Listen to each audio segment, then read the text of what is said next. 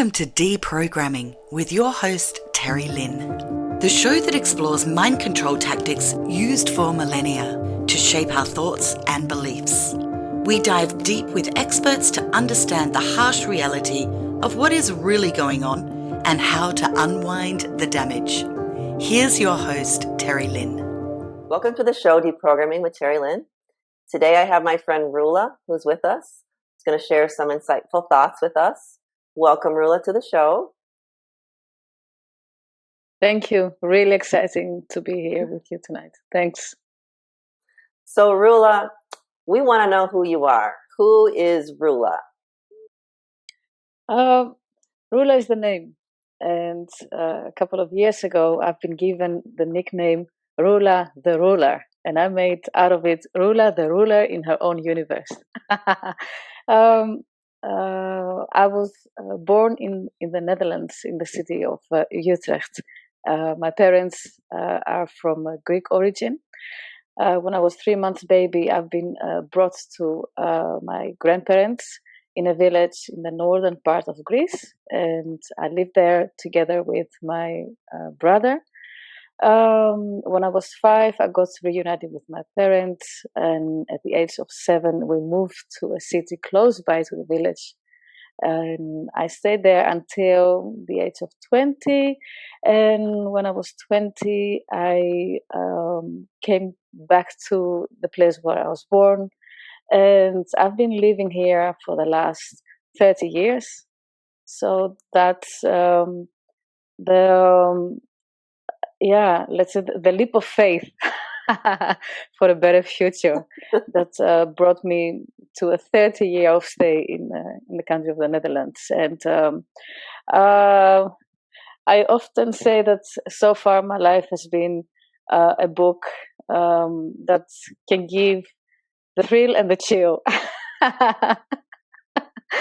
Very interesting. I find it quite fascinating, as other life books that I've been enjoying reading them. So, yeah. Well, that is quite a beginning to your life. Looks like you moved around quite a bit and bounced around with some family members. Is that right? Yeah, it is definitely right. And I found out years ago that in the African calendar, I am the traveler. And I was like, this is all right. I've been moving around from country to country. I've been moving in the Netherlands like 18 times. I was changing addresses due to my work, and I'm just, I think, a cosmic traveler, a gypsy style. That is, I very much can understand that, because I've always felt the same way. I'm kind of gypsy-like, for sure. Yeah, I can't stay in the same place, and if I am in the same place for a period of time, I have to keep moving. Well, share with us what you currently do on this planet. I do believe that now I'm into the harmony and synergy. After going through different adventures, learning so many things, or I better say, remembering so many things that I forgot.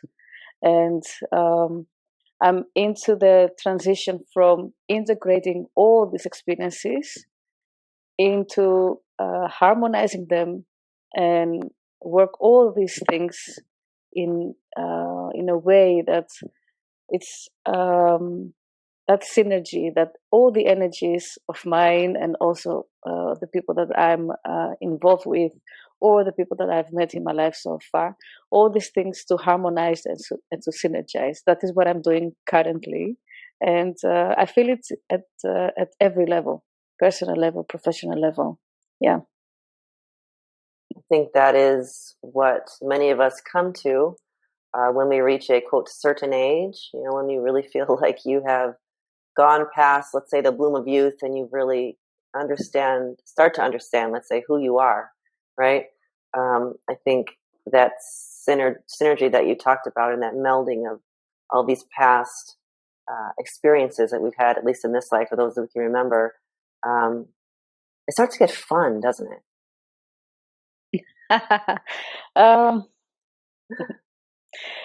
To be No? honest, I didn't have any idea what it is uh, to feel fun, and now I do. Right. It's Me fun. either. It's really I'm with you, fun. girlfriend. Wow. I totally agree. Yeah. Yeah. Yeah. Yeah. Because it's like you have so many more tools in your toolkit at this point that you Yeah. can, and you just understand so much more. And you wouldn't for anything go back to your 20s when you were just so lost, didn't know who you are. And I just feel like life just starting to begin. When you reach that kind of Yes. midlife, a little bit past maybe even that midlife, right? Yeah. So it gets really Yeah. exciting. Yeah. I just want to let the audience know we do Perfectly have a little bit said. of a delay because we are quite far away. So there is a little bit of a delay between the questions and the answers there. So that's what we're dealing with there. So I know that you're a coach at this point, and I'm not sure that you would call yourself a coach necessarily. Maybe more of a counselor. You kind of said counselor/coach to me earlier. Tell me what motivated you to get into that kind of profession. I don't know if you'd call it a profession or not, but what came together there for you to start that journey of counseling and coaching others? For the lack of words, I do use the word coach, intuitive coach, and I do agree with you. It's more counseling, guiding, being there.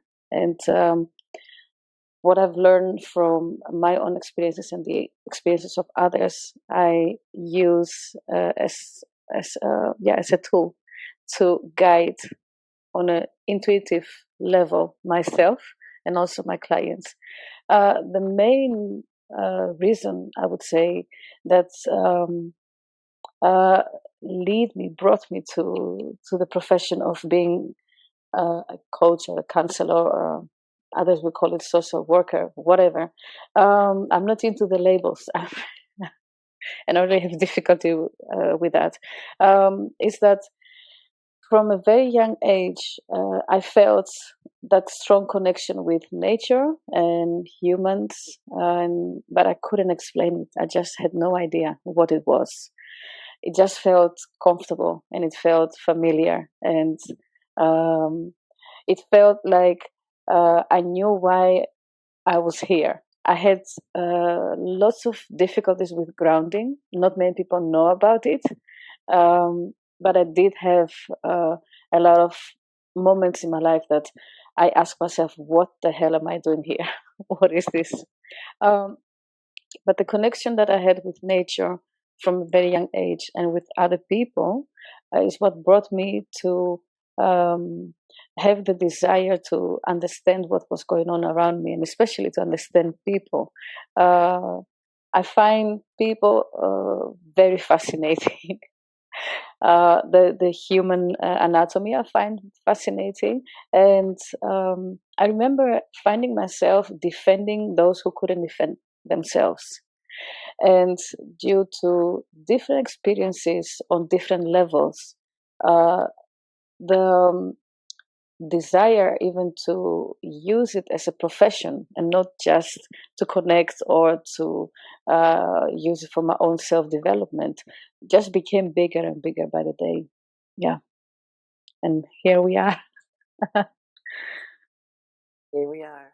And I think that's where the magic comes in, is when we start to use what we love and what we're feeling just embodies us with our quote professions, because that's how we can share our gifts to the world and everyone that we choose to do that with, right? So I honor you for that, because um, that is a beautiful journey, where you take your own experiences and you learn from them and you begin to share that with others. And no doubt people are just um, very comfortable with you and are able to come to you with their concerns. And it's a beautiful profession to be in. It's a helping profession is what we call it.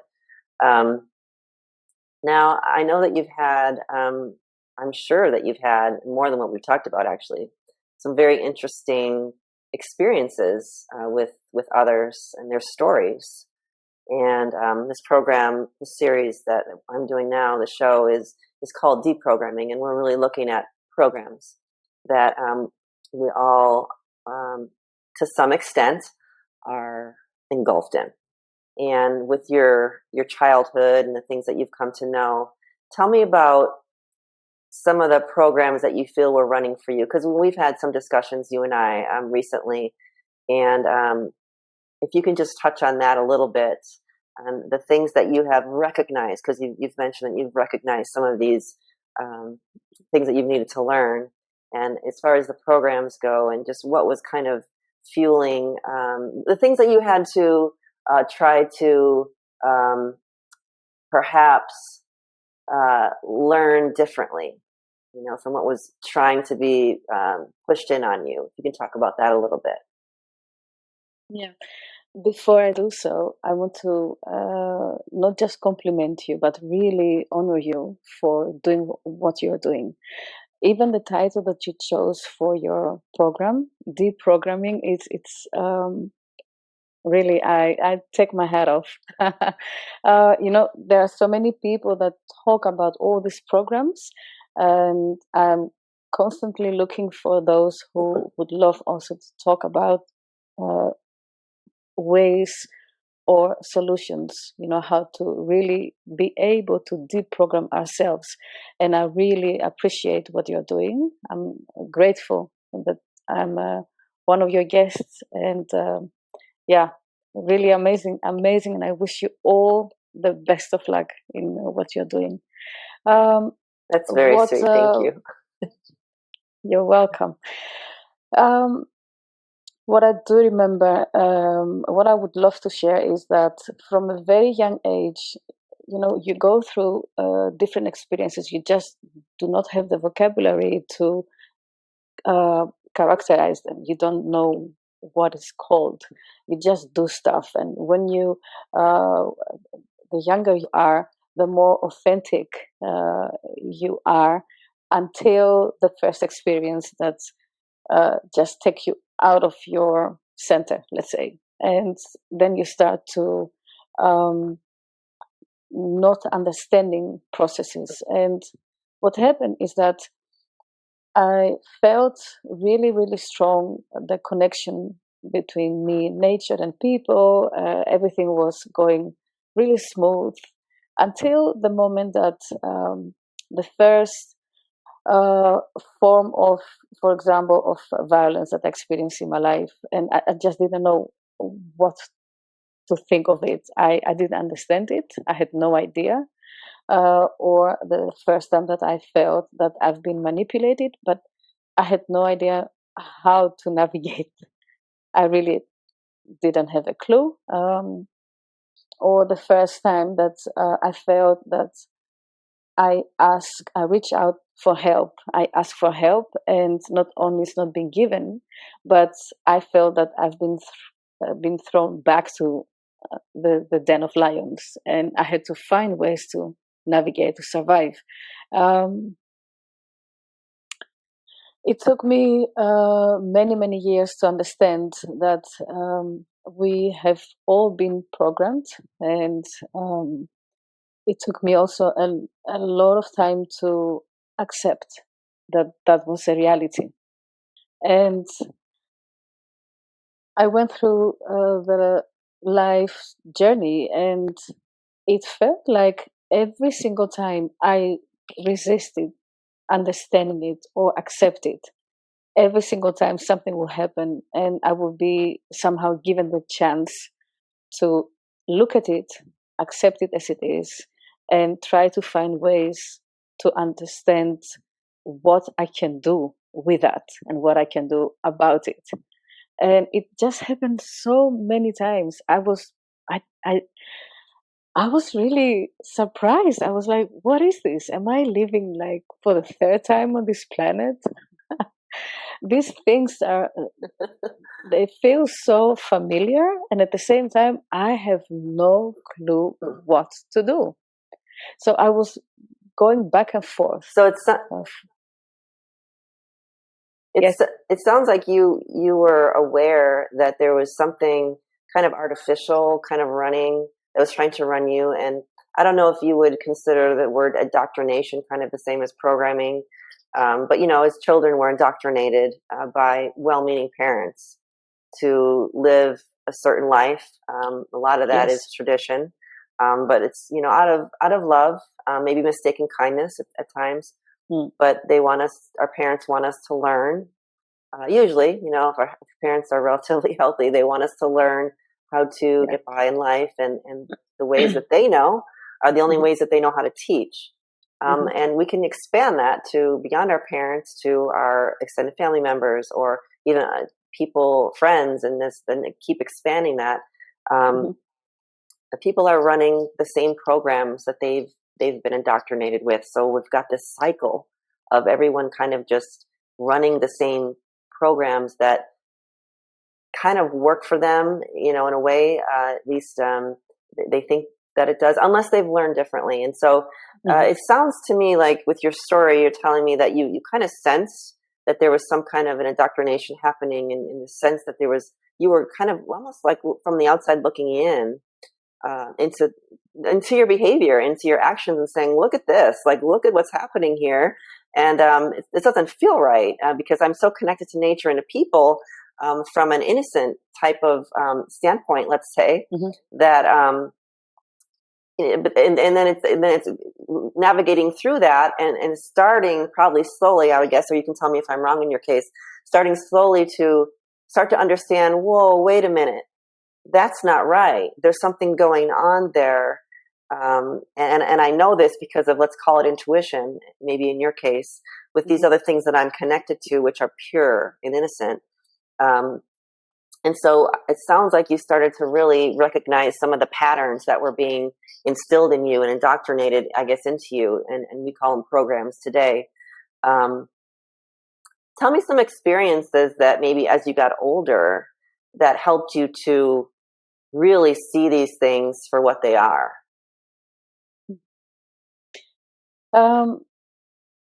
I share with you that I've been experiencing all forms of violence that a human can experience, and I could see myself as an observer while all these things were happening as well.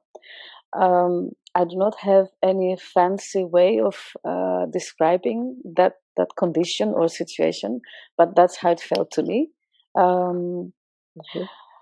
From when I was a young girl, I would, for example, I faced, for example, status discrimination or color. I used to, my skin color used to be more dark, and the hair color used to be darker as well. And I enjoyed to play outside and live this gypsy style.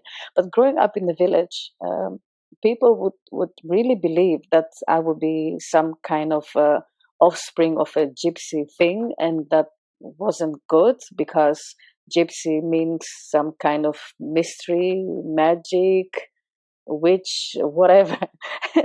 and I would get kind of treatment like there must be something off with me. That's why I behave the way I behave, which I didn't understand what they meant about it. That went on and on and on. When I wanted, for example, to become a singer, was my dream, and I've been told not to sing out loud because what if the world will hear you singing and they will think, oh, well, she's just a singer. And people are not going to take you seriously, and in the worst case scenario, they are going even to abuse you.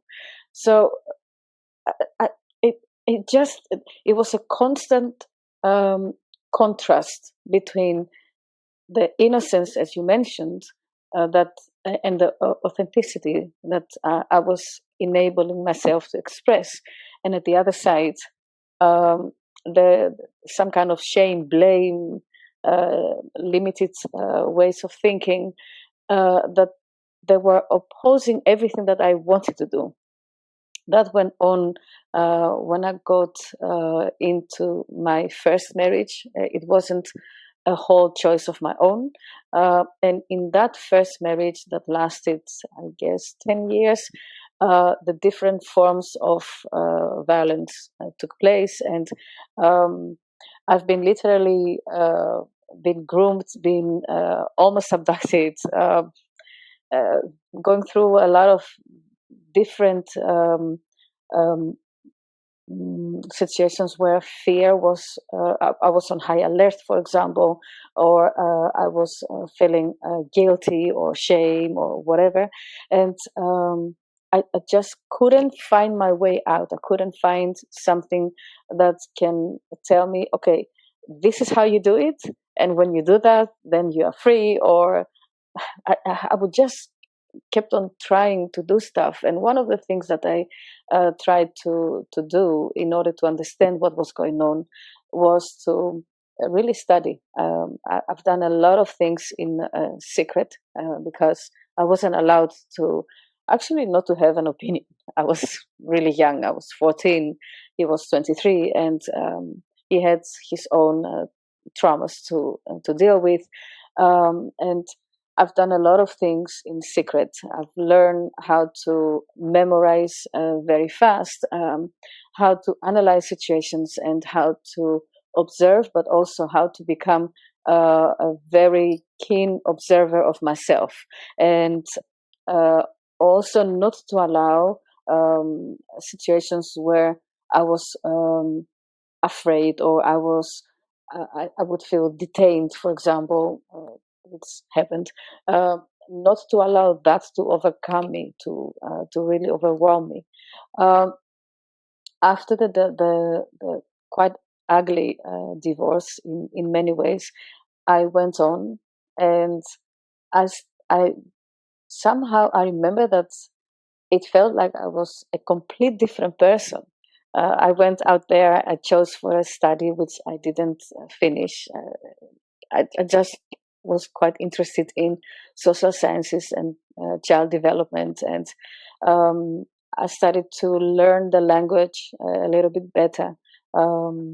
Taking, for example, driving lessons, I started to work on me, just doing things, but then not anymore in secretive way, just really being out there, which was very new. Um, Later on, I met my second husband, and in the meantime, I had a lot of understanding how the basic how this thing really works. What is this program? I didn't know back then. I wasn't talking. I wasn't thinking in terms of programming, but I did know that what I've been through was really bad in terms of abuse, right? And what I've learned is that every single program, every single abuse has a very clear and a very solid structure. And it's based on fear, manipulation, and shame and blame. So anything, either, for example, just an example, organized religion, right? Or the kind of training that we get from our parents or our caregivers, the kind of parenting that we do to ourselves, as long as we understand, as much as we understand ourselves.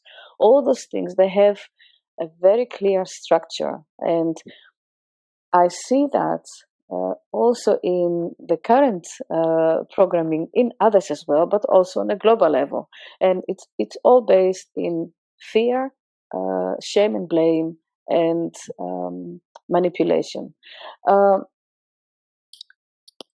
What I realized is that when I was in my second marriage, um I knew that I was dealing with someone who has been severely traumatized by his own parents, who were practicing satanic rituals, and he literally had to run away in order to save his life and not to be the last to be sacrificed, so his parents can have a higher ranking in their own clan. What I realized going through that experience is that throughout the years and before I met my second husband, I've learned so many things. I've been self-taught. I've learned to ask the questions that I had when I was afraid and I didn't understand. I learned how to go really and research. I've learned how to look at that thing, whatever that thing is, and accept it as it is without making any other stories in my mind. And I've learned how to see through it and work with whatever I have in my hand to help me. And later on, I implemented the same in my way of doing the coaching or the counseling. I still believe how you do one thing is how you do everything. So the way I've dealt with my own challenges, my own traumas, my own healing process is exactly what I implemented in my relation, for example, with my second husband, and now also in my relation with my clients, for example. And I think that would be a clear example. I don't know if that would be something. Yeah. Thank you. Yes. Yes. Oh my goodness. So, so am I to understand? So were you married at 14? Did I catch that right? I met him when I was 14 and he was 23. And the question was, if you want to continue with him, a choice needs to be made. You get engaged. Later on, you're going to be married. If you are not going to do that, it means that there is no relation. So I was in love and I said, yeah, let's just go for it. Let's just go for the whole deal. Yeah. Little I knew,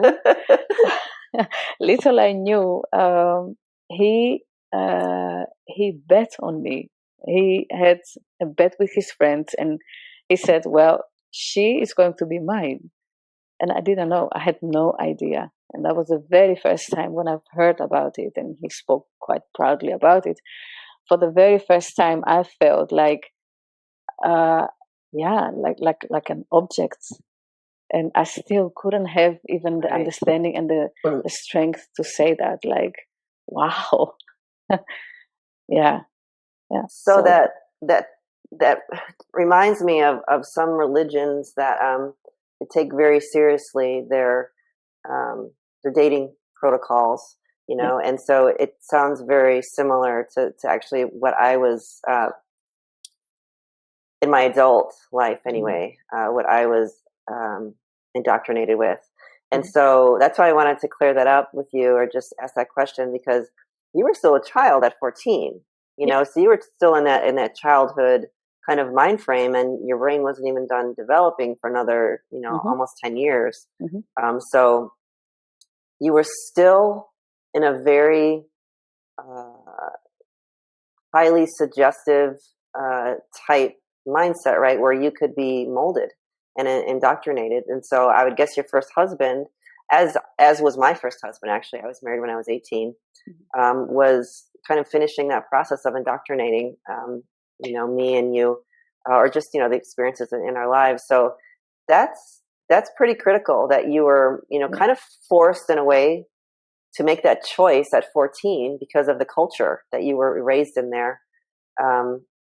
And so I know I just wanted to make sure that I understood that's what happened there. And then it sounds like when that ended, that's when you really, and you were older, you know, you said about 10 years, I think. So yeah, that would bring you to, you know, finally when you're kind of, you know, physically or biologically more of an adult, finished growing, to the point that you could say, whoa, what just happened here? And start to kind of rewind some of that and do some healing, or at least start the healing process maybe, and just try to work through some of those experiences. So that was a lot of information there. I'm trying to gather it all. What I did notice was there seemed to be 3 phases or there is 3 phases. And maybe this is pretty common with everyone, but your experiences growing up, and of course, we've just mentioned, you've talked about in depth your experiences and how they were affected quite a bit by the culture that you were raised in, and the indoctrination was real. And then how you were able to bring those childhood experiences, maybe after your first marriage, right around there, maybe you started to do that with now having an adult view, looking back and saying, oh, I remember this, that, and started to put it all together. But now you have a more mature mind frame and able to understand it differently. And then also recognizing what survival tactics you had as a child and say, okay, I did this because of this. I did this thing because of that. And so now I'm still doing these things, and it's still a program that's kind of running, and I'm still kind of playing the same cards, even though I may not need those cards in my current situation. So that's, I think, the discovery phase, really, where we start to, if we're aware, and I know you are and were, and then bringing that all together as now we're mature, you and I are mature women, together to counsel others. And that's what you've chosen to do. So to bring that kind of full circle, weaving that whole thread of the childhood, the adult experiences of healing, your past, and then expanding that awareness now outside your own little circle to others who you choose to bring into your circle. Is that accurate? That's very accurate. I think it's true when they say it takes one to know one. So we have a lot of things in common, Terry. It does take one to know one. Yeah. Very accurate. Yeah. Awesome. And so now, have you had any professional, no, that's not the right word. Have you had any higher educational training, let's say, for the work that you're doing now? I think I know the answer to that, but I just want to make sure. Being self-taught like you, I do believe that I have the highest education that is available, and that is from the University of Life. And that combined with really intuition, dare to believe, dare to trust that intuition. When it comes to schooling, yes, I did have, I've been going to school, and when I was in the Netherlands, I decided to do a self-study at the Open University for social sciences, there we go again, and child development psychology. But I just found it out to me it was very boring, and it was completely disconnected from reality. And even though I got really high remarks, and I said to my professor, I'm going to stop. I really appreciate it, and I'm out of here. And he almost freaked out. He said, what is wrong with you? You can become a renowned psychologist or whatever. And I was like, yeah, right, whatever. Good. Thank you, but no thanks. And what I've done, I just threw myself into every single class of that University of Life, and it has been rewarding ever since. And I haven't been graduated, and I have no plans of graduating from this university. So yeah. I love it. So, wow. So you did start that process. Okay. Yeah. I think there's pros and cons to both. There's pros and cons to having what they call a higher education, or having the higher education that you speak of, and that I had a little bit of schooling too. So I think we're kind of in the same boat. A little bit of schooling, meaning through the secular kind of world, what they call higher education. But then the higher education that kind of we were talking about there, there's definitely pros and cons to that. I think mostly pros for sure. But, I think maybe in a way, and so one of the pros in the higher education of life is that maybe the ones that are self-educated and actually do end up to be educated, they get that because it's just this inner desire, whatever it is that motivates them, inner desire to to keep moving ahead and keep learning. And maybe there's a certain subject or subjects that they go with. And the ones that, hope I don't lose that thought there, because I want to go over to this side a little bit. The ones that are in higher education, you know, maybe they're there to really learn. And I'm not saying that those, you know, people aren't.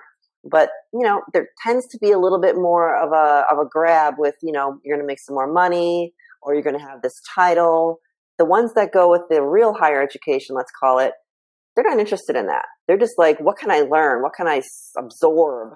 You know, and who can I help, or how can I improve myself, kind of a thing. And so my point being with all of this is that I wonder if those self-educated people with this higher education aren't a little bit farther ahead, maybe because they started farther ahead with just their goals, but a little farther ahead because they're not indoctrinated with this other higher education. Because let's face it, you know, the medical system is run by the Rockefellers, for instance. You know, these schools of thought aren't necessarily for the people's best interest. And I'm not saying that there aren't pearls of wisdom there, and the great people don't come from those schools. I'm not saying that. We're talking about generalities, right? And so maybe, you know, the way that we've just kind of fallen into, I was never interested in higher education either. I went to tech school just to get a skill set, which I have, and I've been using. But I loved psychology, and I loved sociology kind of, but psychology was like, I got an A, you know, I got like 100%. It was like ridiculous what my scores were. I just loved that part of it. And so, you know, I guess I'm just wondering, so that programming there, that indoctrination, that still happens, you know, after you are of a more mature age, you can still get caught up in that and never really do that self-exploration that you started doing as a young child, right? Do you agree with that? 100%. I know that if I would have or if I would have pushed myself going through that program, I wouldn't reach to the level of understanding pieces of myself and life in general to the same extent as I do now. I'm 100% sure about it. I do find it.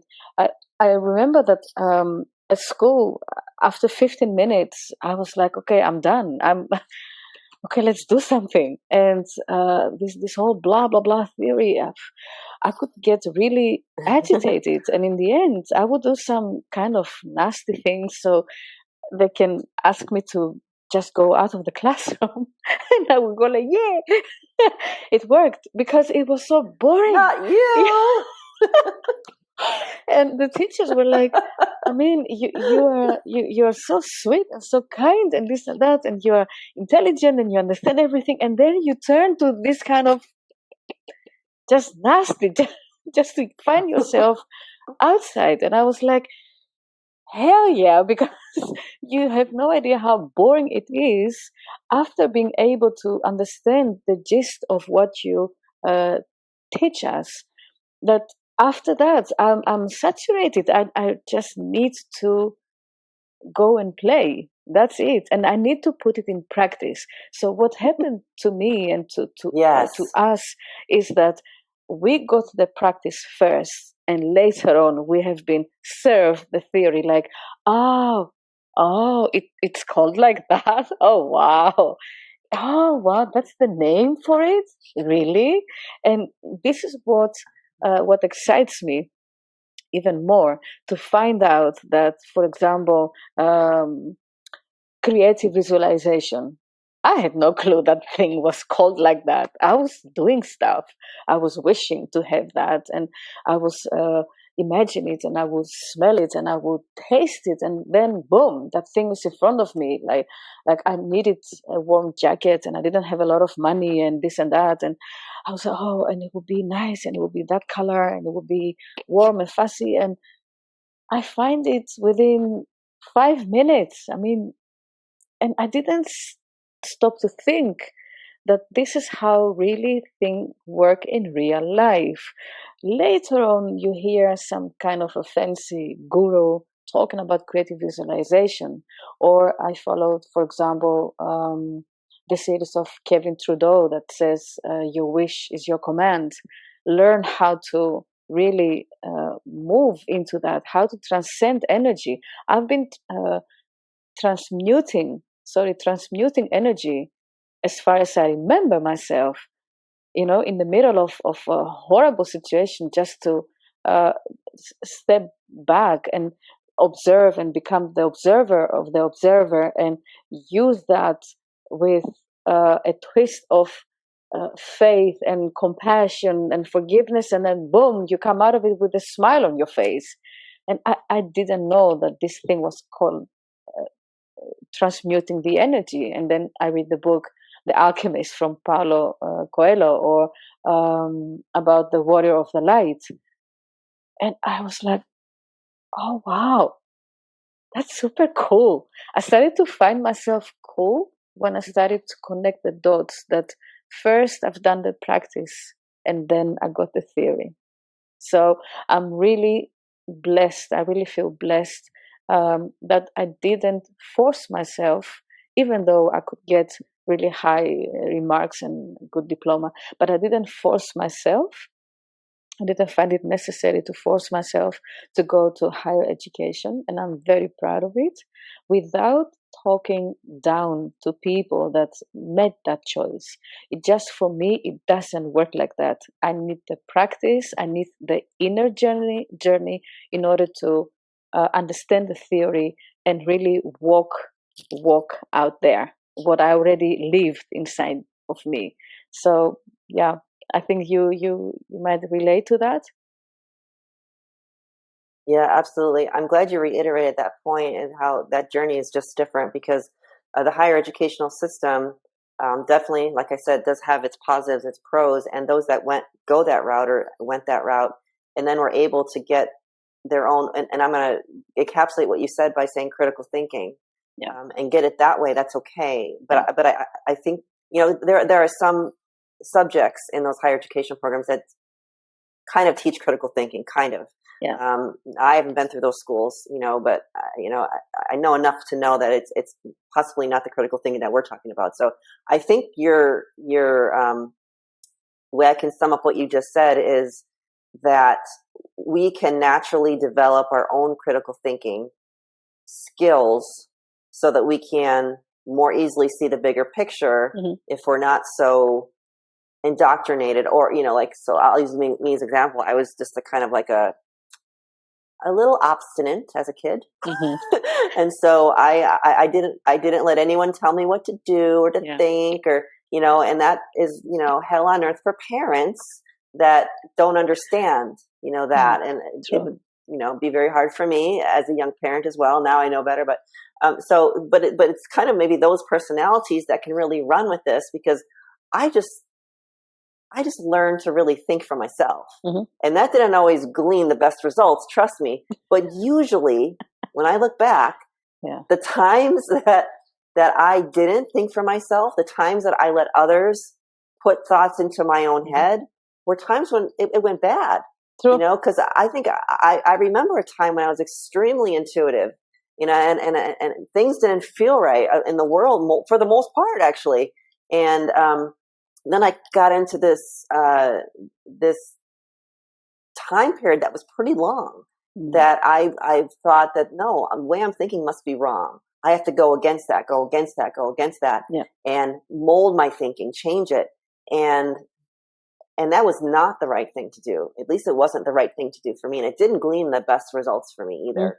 So I think you didn't have to go through that testing ground like I did, but you had the critical thinking skills from a child because you were so connected to nature. And I was too. I was connected to animals. Nature, I think too, I was always very attracted to the indigenous nations and tribes, very much. I used to have one of my whole walls was decorated with these plastic Indian dolls that I would get when I would go traveling. I just loved the Indian native cultures. And it was strange. I'm like, why am I this white girl in this white body? Because I don't feel like it. It's not who I am. And it was just to that extent. So I think I was too. You and I have a lot in common, actually. So if you don't mind, let's talk about, I want to know from your standpoint, let me get your point of view, at least on this, as far as just the programs or the indoctrination programs that you feel were running for you from the time that you were maybe a child, and how it kind of weaved through, and maybe how those changed for you. What were some of those that you saw running, maybe even just not in yourself, maybe in your husband's as well? Mm-hmm. And I know that you're not, you don't tend to name things. I understand that, but maybe you can try to give us a picture of what some of those programs and maybe what they might be called today. I remember not accepting the fact that I have to have a paper that says that I'm certified in order to do something, especially working with people. I never accepted that. I had a lot of challenges in this country which recognizes certified people and not someone who says, hey, I know how to do that on intuitive level, just give me the chance. And they're not also used to be challenged.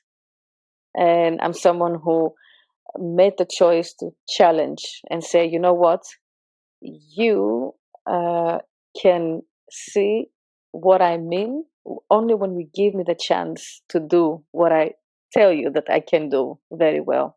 So that was one of the beliefs that I knew as a child, that I don't need to do all those things in order to reach somewhere, but I just couldn't put it in words. And during my first marriage, when you have the experience of not being allowed to have even expressing your opinion, it's one thing to have an opinion, but to express it, it's another thing.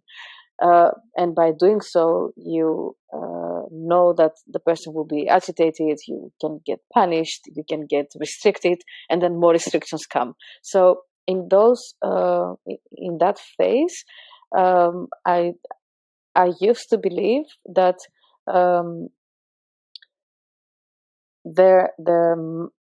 it's very difficult to come out of the situation. I used to believe that. So that is why in the beginning I believed the whole programming of fear, shame and blame and manipulation. And I kept on reacting. When I saw my first husband in a very weak situation, couldn't get himself in a way to he was just completely out of control. A friend of mine would say he was out of cosmic order. And I would be like relaxed and collected and balanced. It was the very first time for me that I confronted my own convictions, like you're not going to get out of it easy. You have to go through a lot in order to get out of this abusive situation. So this was very confrontational for me, and I found out that I was completely wrong. And how did I find out? I think that young thing in me got like, okay, you just do it and see how far you come. And I went further than what I expected. So there it was, the whole part of that programming was gone. Like, okay, so I don't have to do a lot. I only have to believe it, and I have to express it. And at the same time to accept the consequences, because it all has to do with my own personal freedom. I experience confinement, so I know what it is to feel free. In my experience with, for example, finding a job, the kind of job that I would love to do, I've been told it's impossible to get a job in this country while you do not speak the language very well, and you don't have any paper that says that you're a social worker or a psychologist or whatever the kind of label that they put it. And what I've done is what I've done in my first marriage. I just challenged the status quo. That's what I've done, and I told them,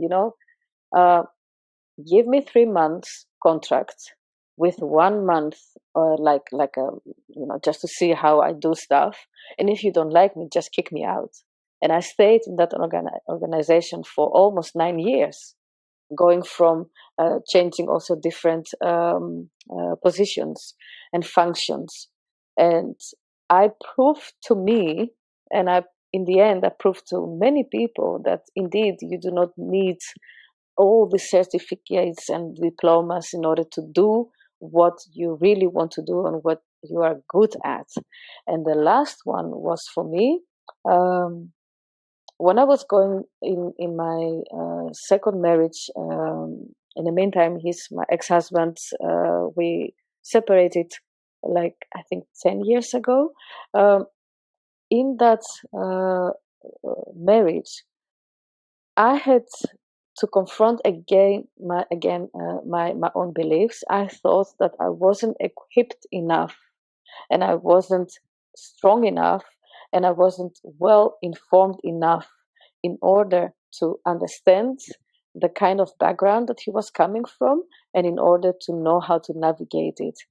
And again, I've been confronted with my own convictions, and I found out that before I met him, I've done so many self-studies. I've done so much study on metaphysics, on I was crazy about Africa, especially West Africa, since I was 7 years old. So anything that had to do with Egypt, for example, cosmology of Egypt, I would just dive into it. So I've learned so many things.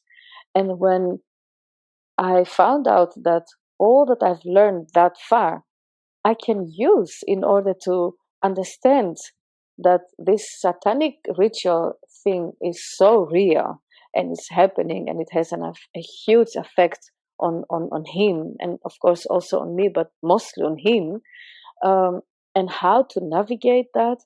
It was like, just staying 1 more year in the class of the University of Life. that's what it was, and that is what made me say in the beginning, I'm not willing to graduate, because once you graduate, I mean, the fun is done. It's finished. So I think these 3 examples might be something. Yeah. I wrote some notes down when you were talking, and one of the things I loved what you said was, you had a 3 parts to this, but the one that stuck out to me is believe it. Believe what you're starting to form. I forget what you said, but your own self. But really, what it comes down to is trust yourself. Yeah. And I think that's where we go wrong. We don't trust ourselves. Yeah. We're so wanting the validation and recognition and the okay from our society, whatever our culture is made up of. And we don't think for ourselves. I can think for myself very, very nicely, very easily. But I remember the time when I was being indoctrinated to not do that. And I was so unhappy because what I was born knowing how to do, and so strong with my first almost 20 years of my life, was what made sense to me. And I think the message is that we do have to trust ourselves, and to not keep looking outside of ourselves for answers, because we have the answers. Yes. And we're going to get there, and we're on a journey. Yeah. Trust your inner engineering. Trust your own hardware and software. Trust that it's there. It's all there. And every time you do that, you honor the essence of your soul. That is what I feel. And I learned that the words that we say to ourselves and the pictures that we make in our mind really define our trauma and drama and or our healing. So each and every time I see a pattern in my behavior, each and every time that I've changed the words and the pictures that I made on my mind on a particular situation, a painful one, or even a happy one. Every single time I changed the words that I was describing that situation and myself into that situation. And every time I was changing the pictures that I made in my mind, every single time I would feel more and more liberated and lighter. And I would just find myself um, really like cannot wait. I couldn't wait to share this with someone else, but not just, you see, this is what happened to me and that's what I've learned, but in a way to say to the person, hey, if it works for me, I know it will work for you. And it's not to compare like it would be that easy or it would be that simple, but the fact that it's possible, the fact that it's possible, it means that you too, like me, have at least a very small chance. You know, what if you take that step, that leap of faith, and you start to change the words and the pictures in your mind, and see how that works for you in terms of liberation and personal leadership, and in the end, really living the one you are becoming, not the one that you made of you or others made of you. And I kept on challenging myself, and I've done the same with my clients. I challenge you. I challenge you to prove me wrong. Just go and prove me wrong. And I will never forget. It was a very pivotal moment in my life that um, I felt again that what the hell am I doing here? I do this and I get a slap on my face. I mean, what is this? Let me just get out of here. What will happen if I'm just out of here? I think again, like I think what encapsulates this episode here is trusting yourself, and you've done that. I've tried to do that. I had a big period of my time where I was struggling with that because I was letting others make those choices for me. But how can we, maybe this little last part here, how can we help others to trust themselves? Like, how can the two of us, between our two experiences, let the audience like just come away with something that, how would you encapsulate that? I'm not sure how I would, so maybe I can go second. I'll let you go first. So what would help people to trust themselves? Because, and let me just say this, I think about a parent. When you were speaking, I'm thinking about a parent and parenting, and how you were saying that indoctrination and programming, fear is a part of that, and shame, and parents do that all the time. Yes. The fear of the face in their face, or the slapping, or Yes. pushing around, and most parents have done those things to some extent. And then the shame is big, and that shame can be something that's kind of running kind of a little under the radar a little bit, and it's just in these little things that they say and do. I mean, we as adults to other adults too, but and speaking of children specifically, so I could see, when you were talking about that, I could see how parenting styles today are really based on that, and parenting styles today really are based on indoctrination. Yes. And so children learn not to trust themselves. They learn, oh, I shouldn't cry right now. That's wrong. Or I shouldn't be happy. I'm too happy. I need to tone it down so that the family is more comfortable, things like that. So how do we as adults, now that we realize this mess we're in, and we got to kind of work on ourselves, how do we learn better how to trust ourselves? And because, we can lead our own selves astray. So, but there's a lot of people that don't trust even the simplest things. So we want to keep a balance between, okay, yeah, I trust, I'm gonna make this decision. I trust myself, but it ends up to be something that we just want, and it's not really good for us or others. So really trying to keep the balance here. What's your best advice to this long-winded question of how we can trust ourselves and maybe help others to trust their own intuitions as well? Well, what I realize is that I've been studying behavior, my own behavior and behavior of people for many, many years. And I completely, I just learn the anatomy of it. I had to learn the anatomy of fear, shame, blame, manipulation. What is this thing? What does it do? And then I somehow learned how to reverse that process. And I would say, for example, what if I don't do that? What if I do not feel guilty? What if I do not feel shame? What if I start to believe in me as I would suggest a friend to do the same? What if I do the coaching of myself the way I do the coaching of my clients? What if I really believe and trust, and what if I give chance to vulnerability? What if I do that? What if I just go out there and say, you know what? I actually have no clue what I'm doing, but somehow it feels good. And what if I trust that I have no control of the situation, and I have no control of the outcome, and it's all good? What if I just trust it? Just give it a try. Just give it a try. We enjoy, humans enjoy to experiment. They enjoy the adventure, the mystery. We enjoy that. To some people live their daily lives like that. They just enjoy it so much. They want to experiment on everything. Just experiment.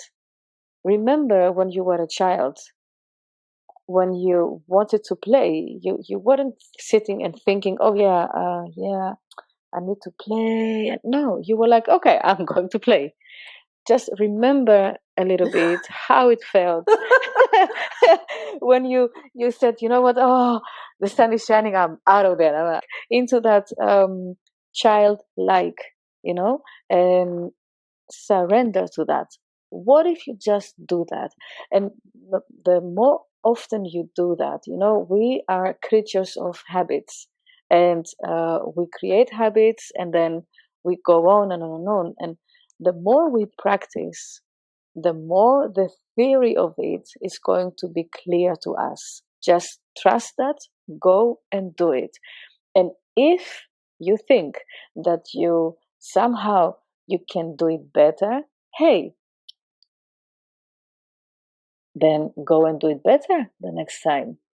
And don't track down your mistakes. It's just a mistake. It means that you can try the day after.